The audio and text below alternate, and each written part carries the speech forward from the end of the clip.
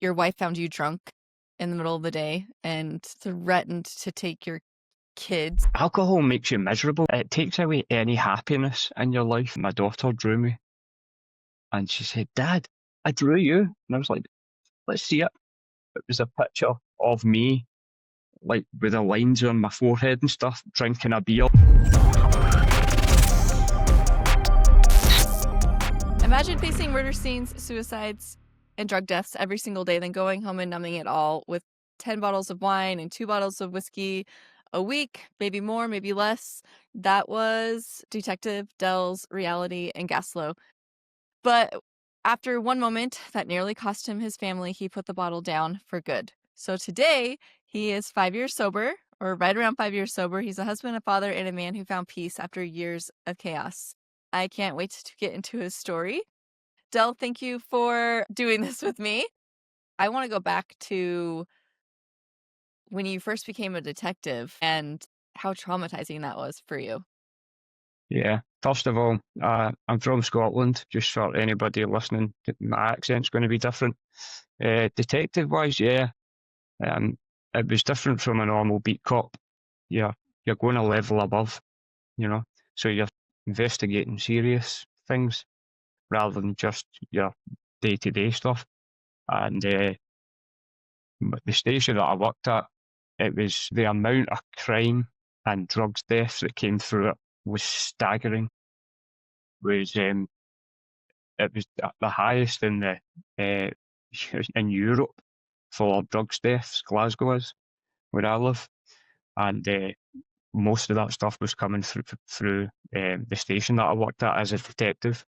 So it was just a constant flow of misery, you know. Uh, There was murders, and I would usually do the post-mortem examination, be in the room with the pathologists while they look at the body and they determine how the person's died. So that could be a stab wound or a gunshot wound, and I would be in the room to examine it along with the pathologist. So after a few years of doing that, and overall 17 years in the police, my drinking just escalated. You know, it was like drinking every day. You know, you work weekends, you work shifts, so every day is fine for a drink. So my drinking did escalate when I became a detective. And you had a pretty tragic experience with seeing some brutal scenes, and one of them was hanging. Yeah, yeah, it was my first death, and we went into the house and bumped into the guy hanging from the loft, which terrified me because I was only 21. But a few years into the job, I was still a beat cop working in Glasgow, and about 5:30 in the morning, we got called to what sounded like was going to be a drunk guy in a flat or in the close between the flats. So we went out, we went into the close, which is like the hall, in between this 4 block of flats, and I went upstairs and he was lying murdered, strangled and beaten to death just in front of me, and the blood was everywhere, and the murderer was standing over the guy. So I had to get hold of the murderer and kind of preserve, you know, the scene. So it's not nice stuff. So you kind of you drink away all the problems, you know, and then you deal with it another day. So I was drinking as a beat cop, and it was kind of encouraged in my family anyway. You know, like Guinness. You know, you drink Guinness and it'll put hairs on your chest. You know, bullshit like that. That's some really stout beer, that's for sure. Yeah, yeah, yeah. It does put hairs on your chest. Did you recognize it? I mean, you just kept drinking after all the traumatic scenes that you saw, and it just kept spiraling. Yeah, I think alcohol's one of those drugs that creeps up on you. You know, it's not like doing an instant drug like heroin, where after one hit or two hits, you're going to be addicted. Alcohol is more insidious, kind of crawls into your life, and you know it stays with you for so long, and then it escalates slowly. And a lot of the books that I read have said, if you look back 2 years, would you say that your drinking has slowed down or escalated? And it's always escalated. Everybody's always drinking more, and that was the problem. I was drinking more. You do that thing where instead of drinking beer, you drink wine. So you're not an alcoholic, you're a connoisseur, I swear, you know? yeah. Yeah. So you stand reading the label on the wine bottle in the shop, oh yes, yes, yes. And basically you're just looking at the ABV to see if it's Yep, 14%. yep. Yes, you'll do. I ain't touching anything under 10%. Yeah, get that back in the shelf. So you spent or was your drinking what was your drinking like before you started being, you got into the field? Well, kind of started round about 13 or 14, with friends going to house parties and, you know, there's beer and, whatever else. So, but my dad took me on pub crawls when I was like 16, 17. And he took me around all the pubs in Glasgow. And he's a big guy and he'd been drinking a lot longer than me. So by like the fourth pub, I was like, just getting dragged along because I was so drunk. And that was like normality. And I had a close friendship with my dad through alcohol, which I don't have anymore. It's not as close because he still drinks and I don't. I've been 5 years sober. And it took them about 2 years to stop offering me booze when I went down to their house. You want a beer, son? Nope. So my drinking was there, and it was what you would call, normal drinking in the police is a cultural thing as well. You all go out and you get pissed, drown your thoughts or the things that you've seen, because we all see different things and deal with different incidents, and some are worse than others. It definitely affects you. So my drinking was like beer, bottles of beer, bottles of wine, and eventually it became like vodka and whiskey because you get drunk faster. You could take just a few hits of whiskey instead of like 4 or 5 bottles of beer, and that would get you going. Tickle a bit of vodka as well. That's got a higher ethanol content. And overall, I've heard you say it in your podcast. You're drinking ethanol. All it is the same stuff. It's just flowery piss.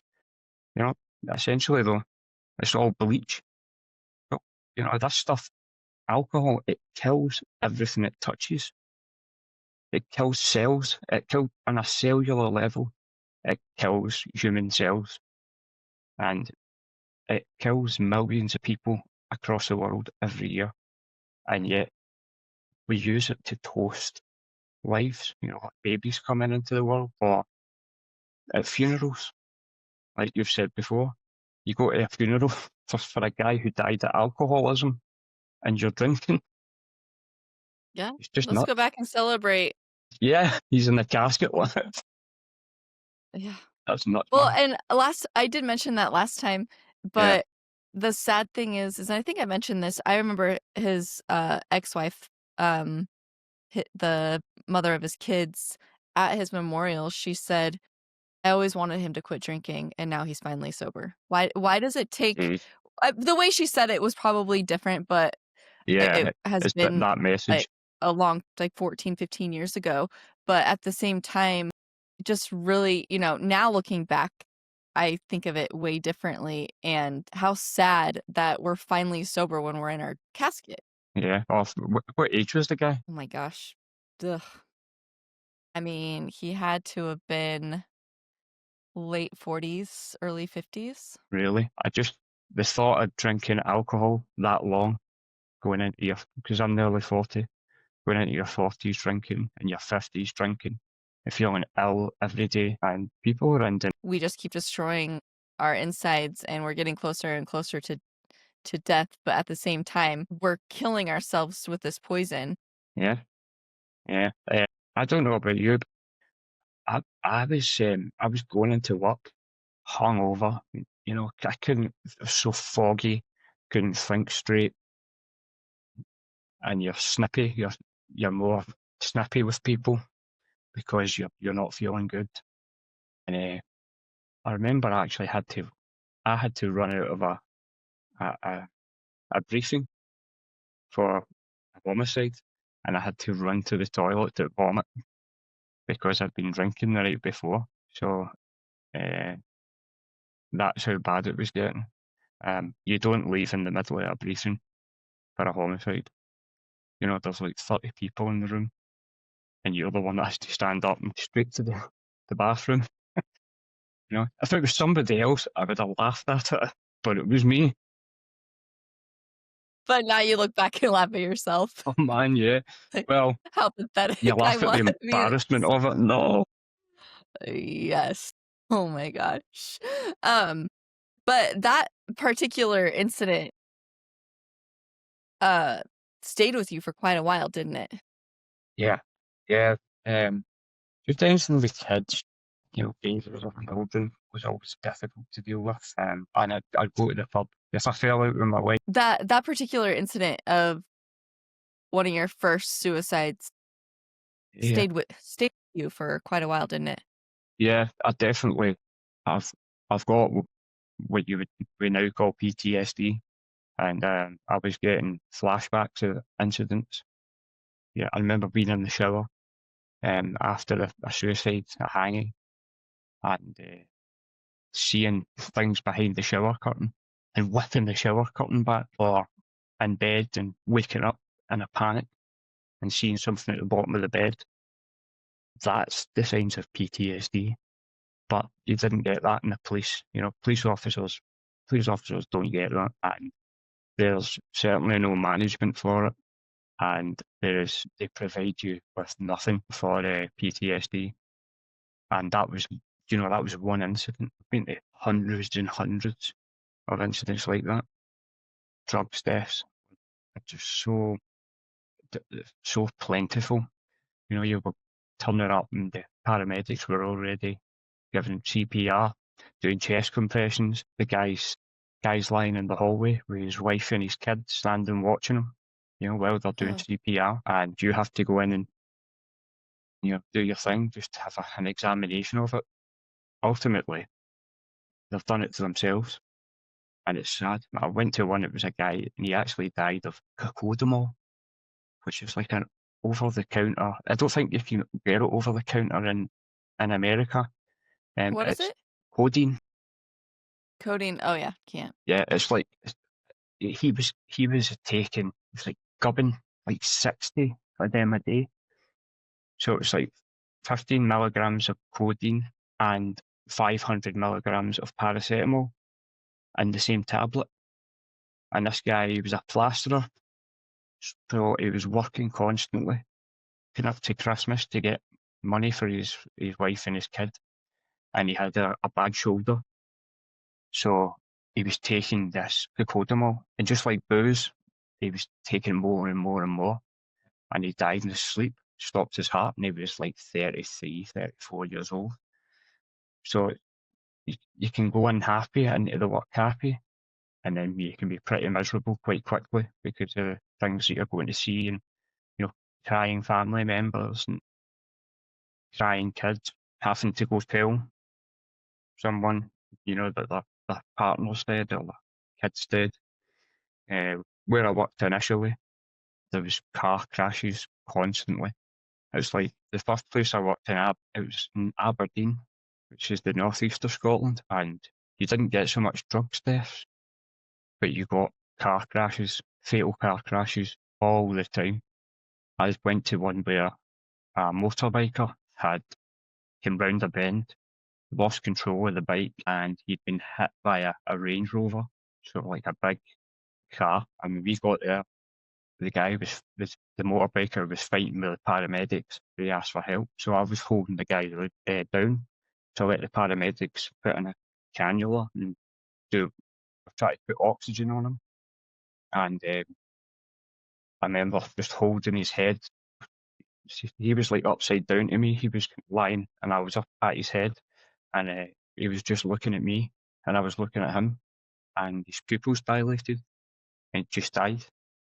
So I had to tell the paramedics, guys, he's dead. So we get an air ambulance to come in, which is a helicopter, and then they rushed him to hospital. But he was kind of dead on arrival. And then I had to go and tell his wife that he died. I still remember all the names as well. The names are like burned into your memory and into your brain. And you're pretty young when all this is happening. I mean, Yeah. you have been in the field for what, a couple decades almost, or something Yeah, around 17 there? years. Yeah. And that was happening when I was like 2 years on the job, and I was only 20, 23, 24 years old. You're still a kid. I was still a kid, Yeah. you know? Like, You're still developing. I mean, I know that there's some like extra mature early 20-year-olds, but I not mean, many though. that's Yeah. pretty intense. I mean, my husband was in Iraq and Afghanistan during his early 20s. So, I mean, the trauma that you guys have to experience watching these people die, I mean, I can't even imagine. I mean, I saw a car wreck one time and it still haunts me. But that's just one thing. You guys have gone through it's just so traumatic, and so at the end of the day, you're probably feeling so extra heavy and don't know you don't know who to talk to because there's really no help, Yeah. right? For And you're certain looked down on. You're looked down on yeah, if you ask for help. Because if you ask for help, then you're not coping. So they don't give you help generally. But you just start to desensitize, and everything human about you starts to disappear. And my relationship was falling apart with my wife and my kids, desensitizing, and then coming home, and I'd stopped finding the way to become emotional again when I was in the home environment. I just became constantly on edge and constantly um, emotionless because I had to be. And when I eventually moved away from frontline policing, I started to become humanized again. And I'm like, I feel sad about that, or I feel, that makes me feel happy, and emotions that you, you just didn't get as a cop. And just luckily, my partner in the police, we worked together, we joined together, and we ended up in a car together. We were partners for a while, and she's still my best friend to this day. So she's went through similar stuff to me, and she left the police and became a paramedic. So she's done that. She's pretty tougher than me. So yeah, overall, it's far too much to see and deal with when you're only a kid, barely out of your teens. When I joined, I was 2 years out of my teens, and putting on a police uniform, and members of the public were like, "Who's this 10-year-old?" right? Well, yeah, because you look super young, so I can Yeah, imagine that you looked even younger back in that's your why I early have a 20s. moustache. It's a soup. I am in my 30s, I have a mustache, but now the 20-year-olds have mustaches because it's the cool thing to do, at Yeah, least over here it is. Gosh, that's so funny. that's your fault. So, you said you were drinking so it became a coping mechanism more Yeah, so than just, quote, "normal drinking," and you've said you were drinking every day. I mean, last we talked, it was blacking out for what was like 10 bottles of wine or 2 bottles of whiskey or vodka yeah. or Over a week, beer. yeah. Anything. So what did a normal day look like during all of this coping? It looked fuzzy.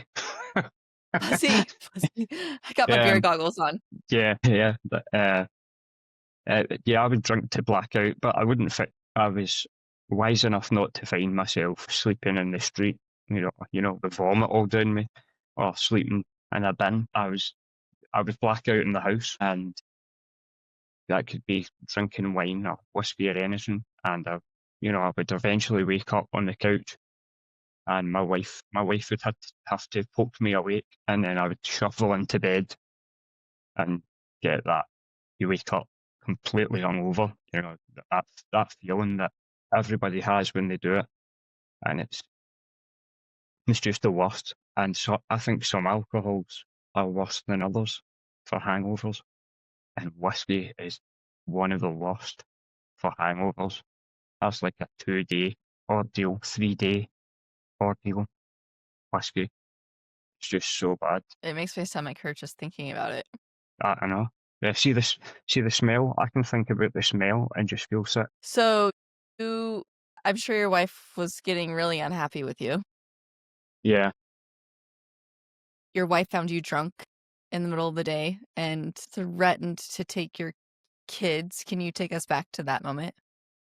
yeah. I was never a violent or abusive drunk.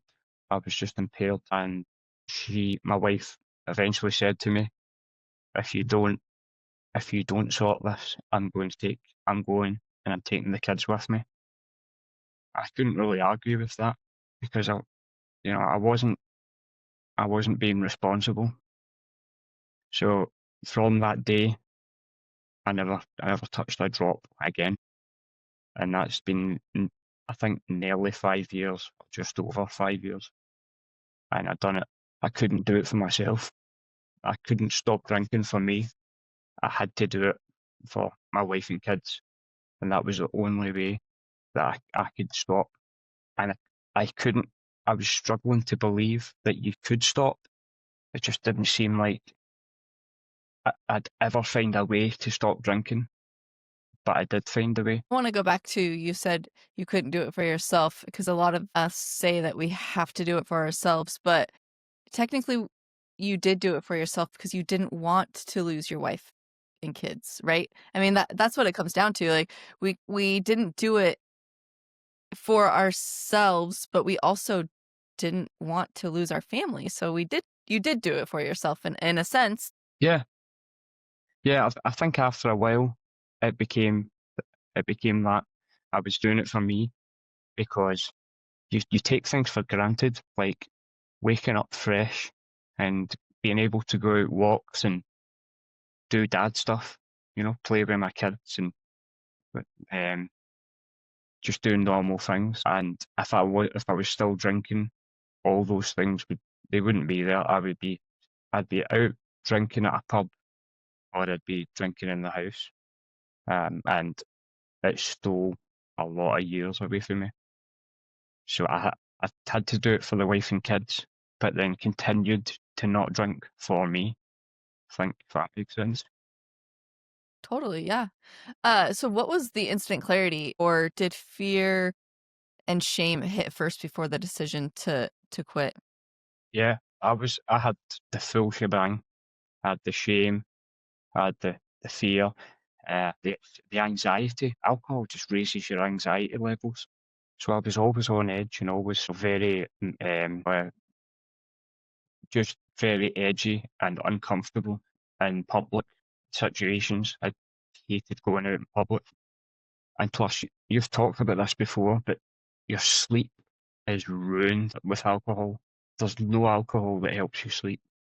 It's it has a stimulant and it has a sedative, and the sedative wears off before the stimulant does, and that's why you wake up in the middle of the night with your thoughts racing, and you're feeling anxious and uncomfortable, and you can't get back to sleep because the sedative's worn off, and you're still full of the uh, the stimulant of alcohol. So I hid it. I couldn't hide it from my wife and kids, but I hid it pretty well from everyone else. 'Cause I didn't want them to know that I was an alky. I didn't want. It was it was just kind of it's one of those social. What's the word? Like a social lubricant?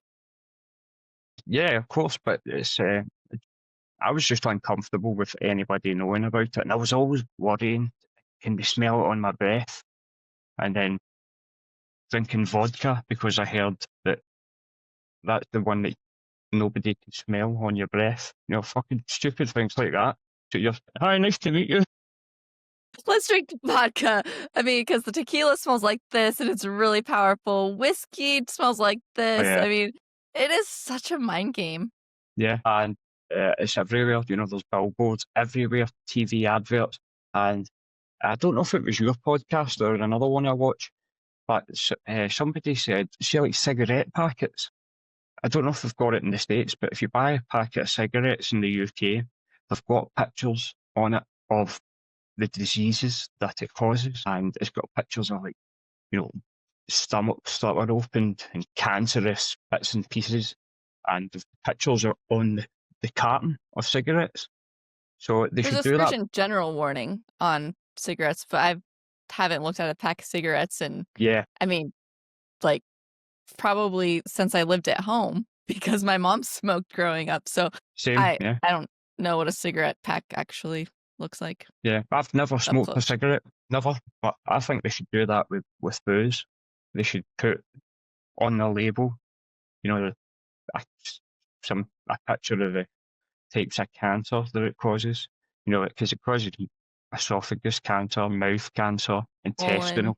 Yeah, it's yeah. just every organ in the body. 7 major cancers, and then Seven major the other cancers. Yeah, thing is women getting breast cancer, and then they're still drinking through their chemotherapy. I'm like, "What a freaking joke." That I bet the doctor did not tell you that alcohol is one of the leading causes, of breast cancer for women. I bet the doctor did not tell you that. no, I bet the doctor doesn't know that. But yeah, that's that one that's so ironic, and I think the mindset behind it is, well, it can't happen twice to me. You know, it can only Sure happen can. once, but it's bullshit because my dad had cancer twice. He never smoked. He drinks, but he's never smoked, and he had cancer, and it went out. He got rid of it through chemotherapy, and it came back again. So you can get cancer twice. I don't like that logic. When you get breast cancer, you survive it because that's got quite a high fatality rate as well. Breast cancer, Yeah. and then you keep drinking. It's denial, isn't it? Well, yeah, and there's definitely denial, lack of education, Yeah, lack of wanting also. yeah, I mean, like, let's go non-toxic in every other way of life except alcohol is just the who cares if it's gonna kill me? It's not gonna kill me. yeah. I mean, it's just It's precious to people, isn't it? You can't criticize alcohol in front of people who are basically alcoholics. My mum drinks alcohol, and if I pointed out to her that, you know, she's drinking too much, and they get very defensive about alcohol, there's still some belief that it gives you, or it has benefits, and it has no benefits. It's nothing, zero. You know, the so-called benefits of drinking alcohol is bullshit. You know, it'll turn you into James Bond, or, you know, you'll be you as you say, social lubricant. You'll be cooler at parties. You know, you'll be cooler at I social gatherings. I was trying to find a comment. I think I deleted it because I don't know.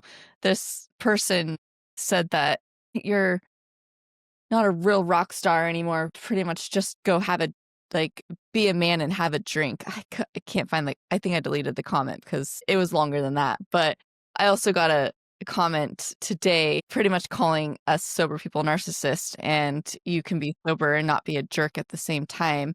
Like, the people who make sobriety their entire personality are some of the most corrupt and insufferable people ever. There's a reason rehabs have such a low success rate, and it's not just the difficulty of substance addiction slash abuse. There are lots of narcissists in this industry and community. When they get sober, most people seem to just replace their DOC with psych meds or prescriptions or junk food, which are more socially acceptable. They get so much attention and praise. The how I got sober journey stories generate endless supply and attention.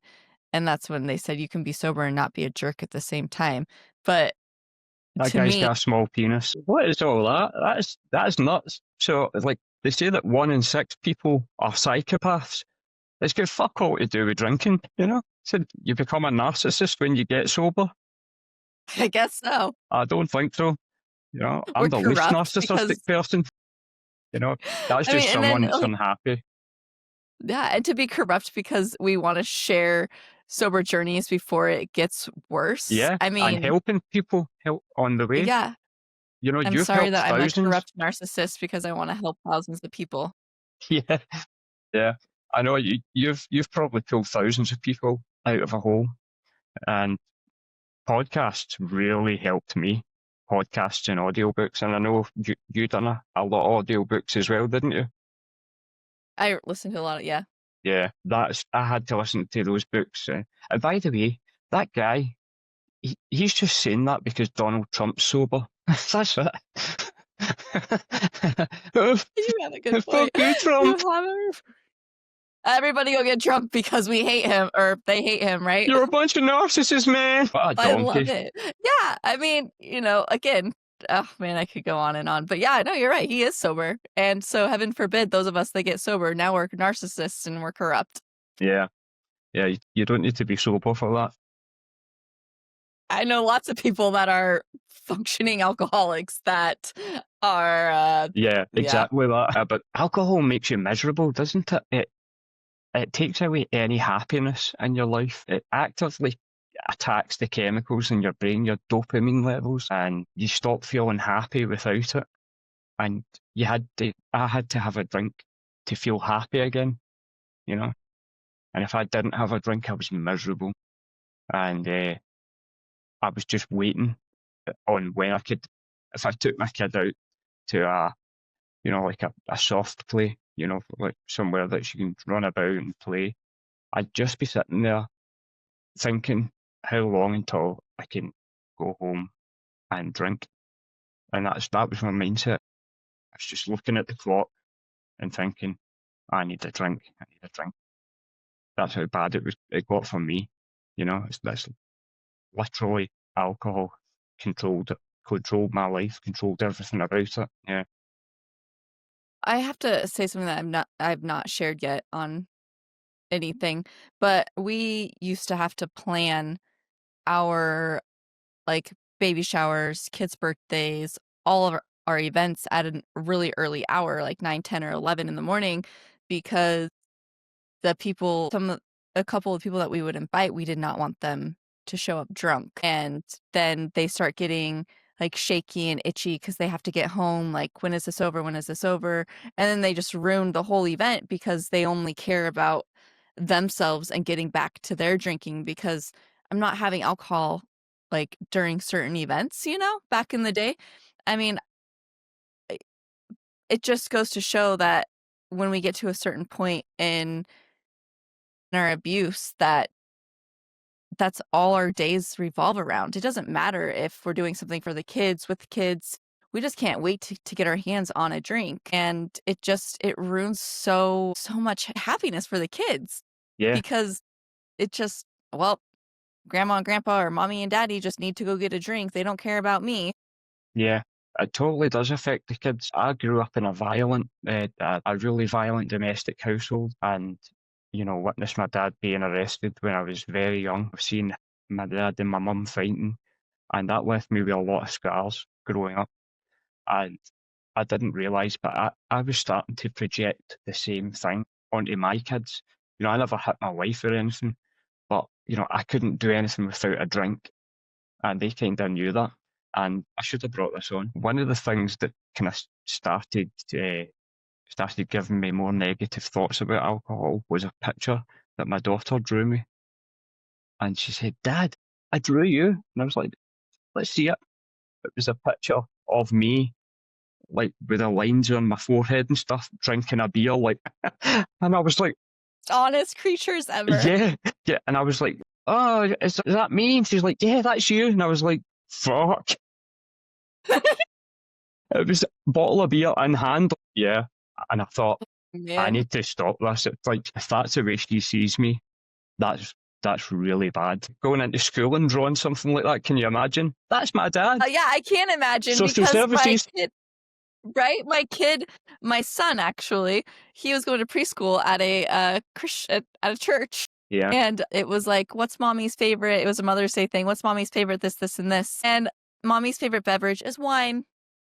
It's like, that's so embarrassing. Yeah. That's Jesus' blood. Yeah, I know. And plus, I could never see me being able to go out anywhere without drinking. I couldn't project that. I thought everything will be miserable without alcohol. And it's actually the opposite, isn't it? Everything's better without it. You go to a party and you don't drink. You don't have to wake up in the morning feeling like you've been hit by a truck, Right. vomiting and uh, feeling depressed. You go to a party, you're you're cognitively there, and there's always a point round people that are drinking where you go, it's time for me to go because they're getting more drunk and they start repeating themselves. Mhm. You think I need to go here, because it just gets to that stage where you just don't want to be around people drinking. Do you get like that? Yeah. I Yeah, actually avoid a lot of things, and, that's the one thing that I tell people, especially in early sobriety, is you can say no. You don't have to go to those sporting events or, big events. I mean, I understand when it comes to really close family and friends, you might have to go to a wedding, but at the same time, if it's, kind of a distant person, you can say no, and they should respect, you saying, "I'm not ready to go to an event like that," or just plan your escape. Show up for, the yeah, main event and then leave before the drinks start flowing. I yeah, I don't know. There's there's a simple way to avoid being in a tricky situation in early sobriety, and that is saying no. yeah, totally. Um, Going to, yes, exactly. And you always get those. We've spoken about this before. You get those people that ask you why you're not drinking, and then they try and defend their drinking. They defend themselves and say, "Well, I only have a glass of wine at the weekends usually." And I'm like, I don't fucking care, you know. Yeah. So people become defensive, and because you don't drink, so they think that you're looking down on them, and they start describing to you how much they drink. Oh, I only have this amount. Or, "I quit drinking whiskey and I just drink beer now," or, "I'm Yeah, trying to lose yeah, weight, so I quit drinking beer, now I'm yeah, only drinking vodka." yeah. Please. See, I know it's just the tasty substitute. I know someone that done exactly that. Instead of drinking half a bottle of Bacardi, that's okay because she's drinking wine now. She's only drinking 2 bottles of wine a night. It's like, Only. what? Um, yeah, only. So it's just that delusion, isn't it? You've got these people know, they know that they're just substituting it. Policing, you have to be fit to do the job. I have a lot of people on my Facebook who work out really, really well. They're working out constantly. I don't fucking work out. I'm not doing that. But they go running and they put their map on how much they've ran, pictures at the weekend where the drink's flowing, Yeah, and you're like, and then they go, I've not lost any weight. I've done all of this in a week and I've put on weight. And it's like, yeah, because you're fucking drinking like 5 cakes when you get a pint of beer. It's so fatty. yeah. Yeah. That is the most frustrating thing to me, and Yeah. there's people that will quit drinking. I mean, I've started, like, I obviously quit drinking, and some people try to quit drinking that I know, and they're like, "Oh, well, I'm this many days sober," like, people that I know, like, that live here, and "I've lost this much weight, my skin, this, I'll feel better," and then they instantly go back to drinking. "Well, I'm just not drinking as much as I used to, except I'm just drinking a bottle of wine a day now." Yeah. And no beer. I'm like, "You literally were just feeling so amazing. You lost the weight, your skin is clear, you were happy, you just had more energy, you felt better, you were doing more things, and then you go back to drinking." I never ever quit drinking, prior to, you know, July 10th. I never once told myself I need to quit drinking because I need to lose weight, or, I never went periods of time. I never did 30-day challenges, and No, neither did I. yeah, so when I decided to quit drinking, it was I wanted to quit drinking, and I think that's what it comes down to. There's not this yo-yo drinking, it's just as bad as yo-yo dieting. It's Yeah. not good for your body, and it's going to cause more havoc than Yeah. not. See if you're someone that can have one bottle of beer and then stop, then that's okay. You know, that's not too bad. My dad's like that. He can have one bottle of beer and that'll do him. He'll just stop drinking. But I couldn't do that. You know, as soon as you open one, that's it. I'm going to be drinking for the rest of the night. I'm going to black out. I just could not limit myself. And there's some of these um, YouTubers, kind of online help, that say that they can help you minimize your drinking, not cut it out completely, but minimize it. And I don't think you can minimize it. You know, it will just creep back up again. I agree. You have to just eradicate it from your life completely. That's the only way to do it. Did you pick a date to do it? Did you say July 10th, this is when I'm starting, or did you just stop drinking immediately? Oh, no, July 10th, 2023, we started 75 Hard, and then I went back through my photos and videos and narrowed it down. It was 45 days into my journey, and I just mentioned this on another podcast that will be released also, but I mentioned that nobody during that 45 days, nobody said, "Well, you should stay sober, you need to stay sober, you should stay sober." Nobody, like, told me what to do. It was a solid decision on my own, which I think helped me mentally, I guess, mindfully stay sober because I was able to make that decision fully on my own. Yeah, and And so, it yeah, it doesn't take long. I think it's a couple of weeks, and then the claws start to come out of you, and you can start to really move away from alcohol. Because the first couple of weeks of stopping, you're you're going to feel miserable, and you're going to crave drinking. You're going to want to give up. But I found after a couple of weeks, the claws came out of my back, and I could see the future without it. And I used to do 2 weeks of not drinking. Like, I would set myself a challenge, right? That's it, no more drink. And I would last 2 weeks and I'd be feeling great. I'd be, I'd look better. You know, I felt healthier, I felt fitter, and I started drinking again and just fell straight back into the hole. You know, I could do 2 weeks and that was it. I yeah, couldn't find a it way. takes you right back. Yeah. As soon as you start drinking and it takes you right back. So, speaking of when you quit drinking in those first couple weeks, what you started reading or listening to The Easy Way to Stop Drinking and The Sober Drinking Expert? Yeah.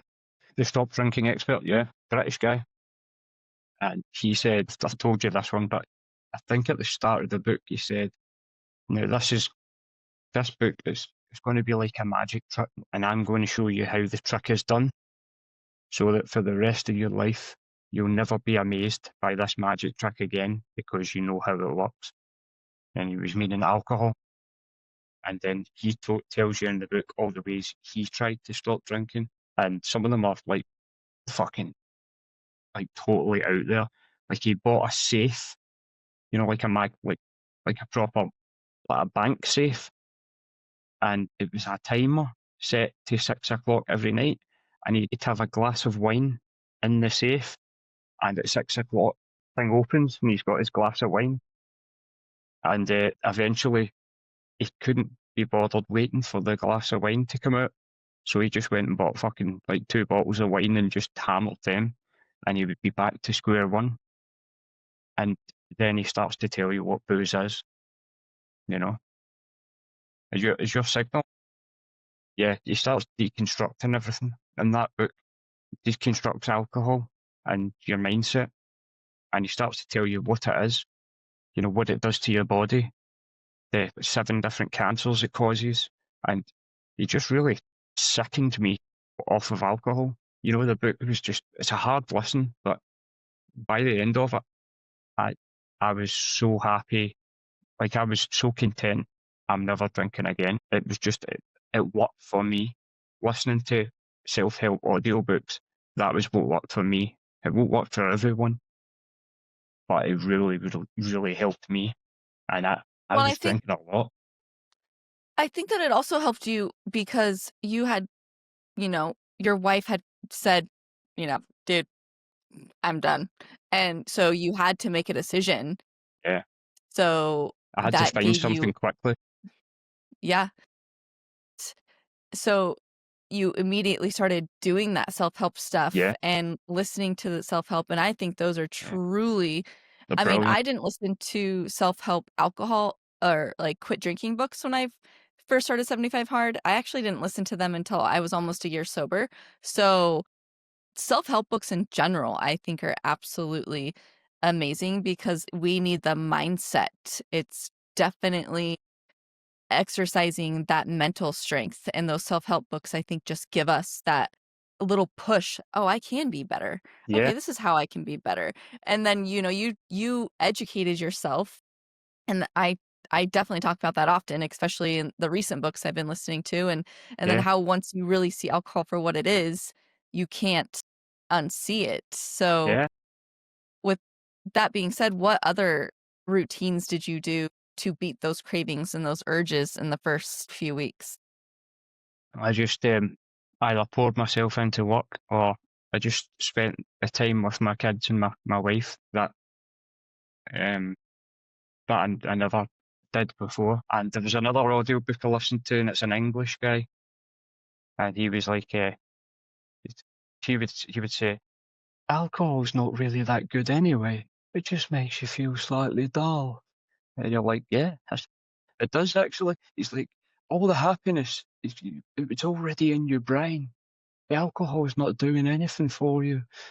So he was like really, really putting alcohol down and talking about drunk people. And so I done a bunch of them, and I I can draw, and I would try and do something else to keep my hands busy, just something that wasn't reaching for a beer.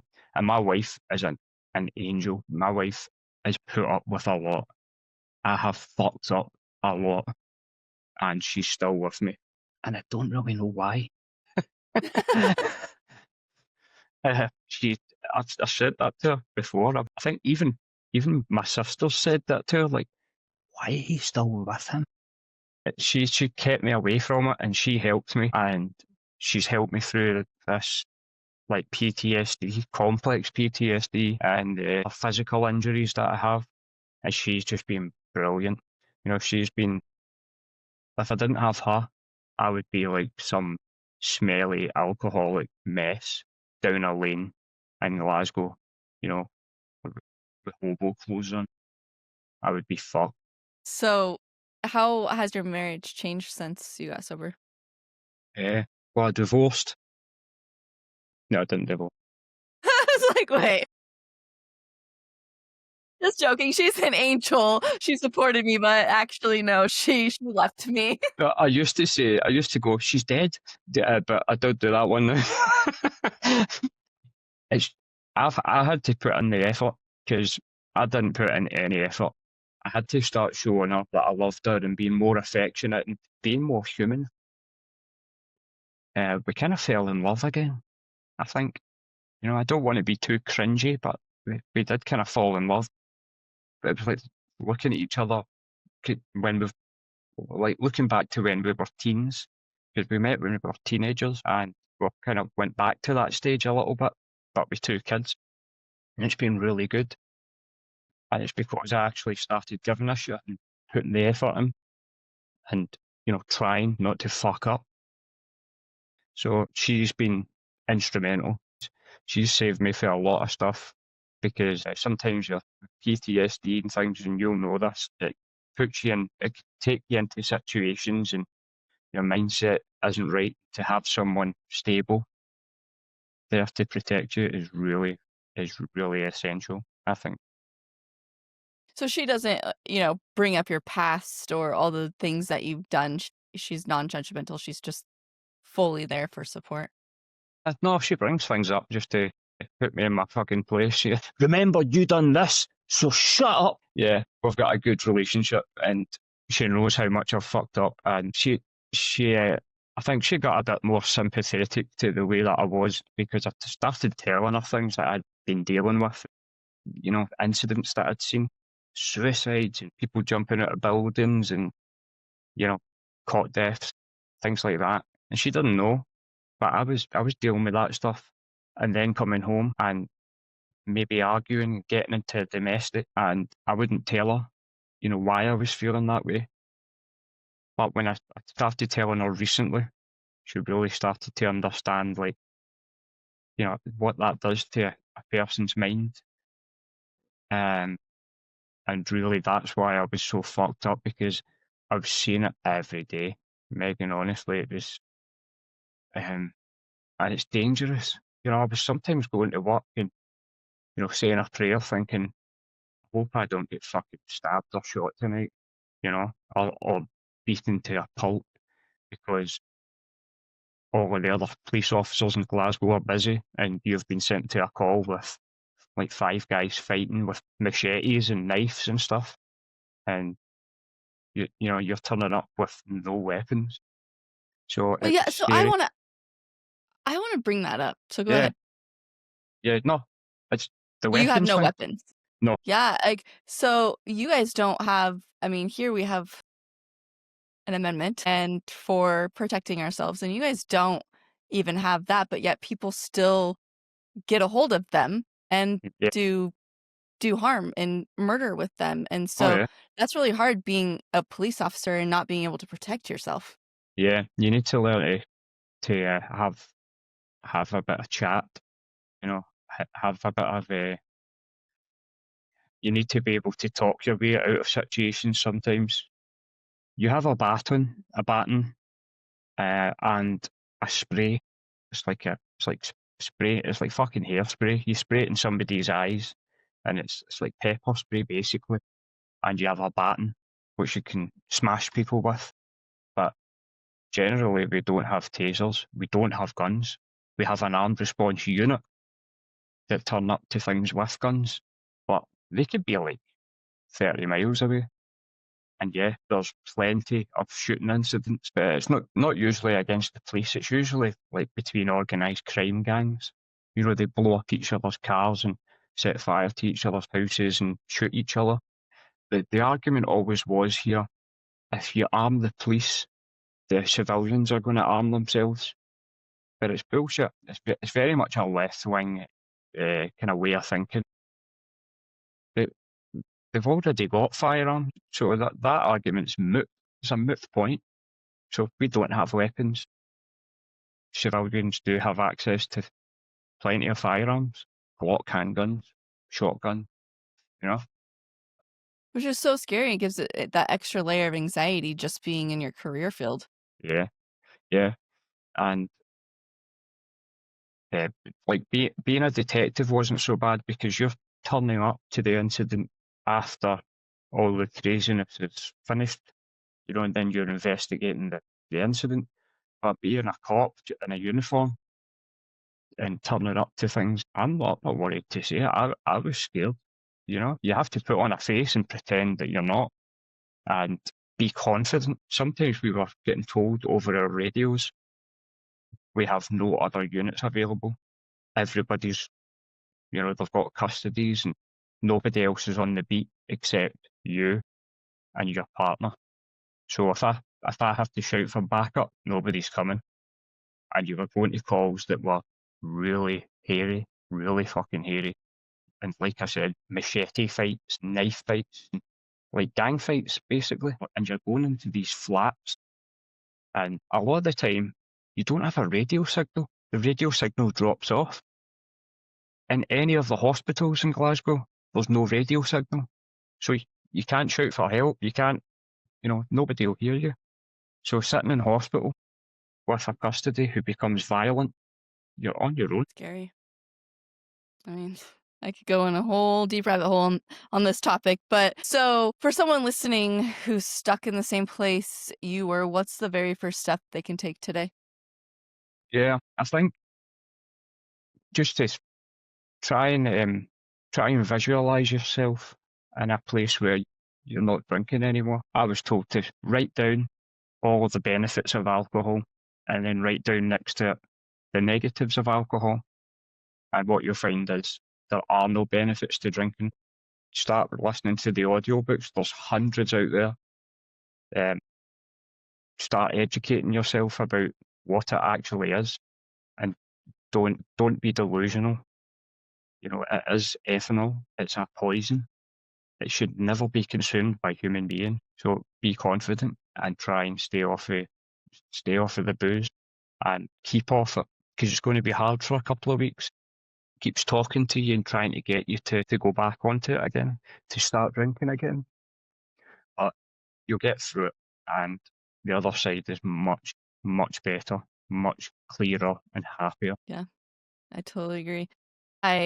Sitting with it, just letting it pass and just getting through those thoughts and those moments, it really does help strengthen that mental muscle to keep going. Yeah. Some people do like martial arts, or they listen Yeah. to, Tai Chi, or they do Mhm. meditation and stuff. There's loads of ways that you can do it, or play computer games. There's things you can do you don't need booze. Booze is just going to make you feel terrible. And I got to a stage with booze that I felt ill when I was drinking it. It used to be, it was good when you were drinking it, but the hangovers were shit. But I got to a stage where just drinking it was making me ill. Yeah. I Same.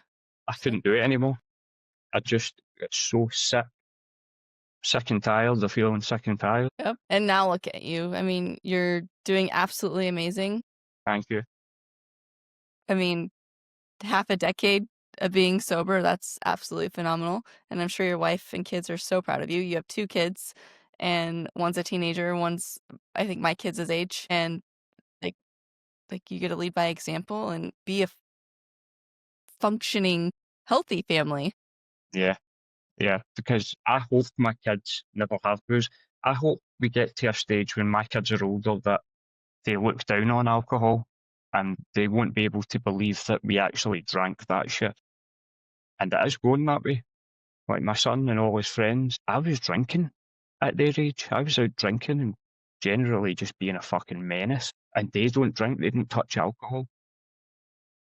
So it is going that way, where alcohol is becoming very unpopular because people are starting to educate themselves. And I don't want my Wake up. kids to be around it. Yeah, exactly. Yeah. Yeah, same. I totally agree. It's like we can do our best as parents to prevent them from drinking and lead by example and educate them ourselves, because we weren't educated as, young adults or young children. But, now we have the opportunity to do the opposite and do better for our children and hope for the best. Yeah, exactly. I can't put it better than that. Yeah. It's I hope my kids never do it. And it will reduce their risks of getting cancers and things. They'll live a longer and happier life. Because when we were younger, alcohol was like it was like elevated to sainthood, wasn't it? It's like alcohol was brilliant and it fixed everything. It was in everybody's house, and it was. I was basically brought up to think that men men drink alcohol, men drink beer, men drink Guinness. It's just fucking bullshit. It's all just a big lie, isn't it? Just a big old lie. Yeah. Drugs I are good though. totally right?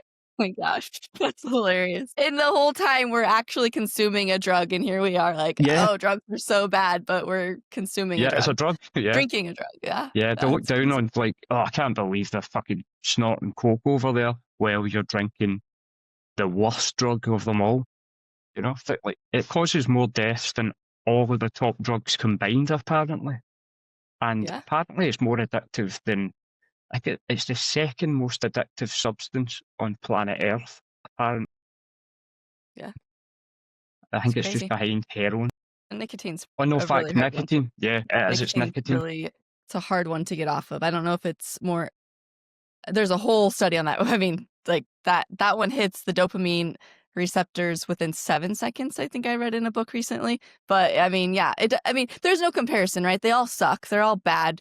Get off of them, move on from them, figure out a different, happier way to hit your dopamine.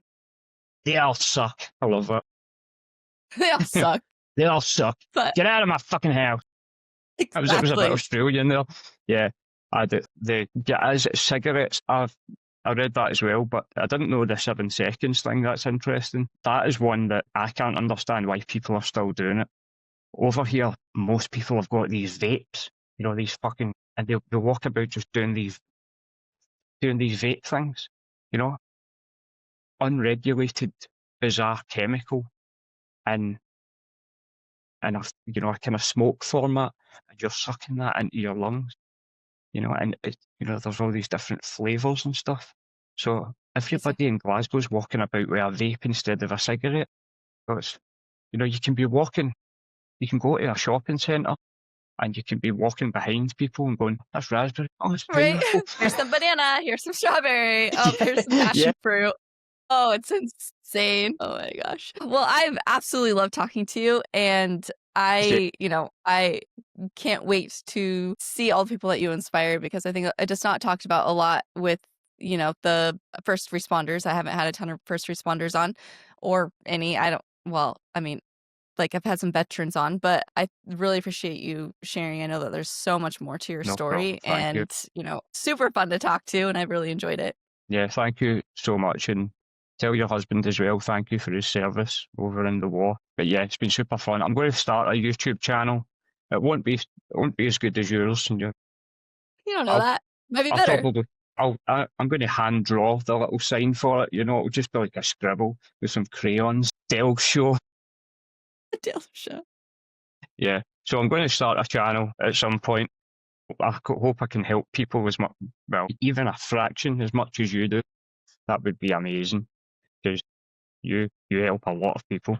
As I told you, that I've watched pretty much all your videos, and that's every day.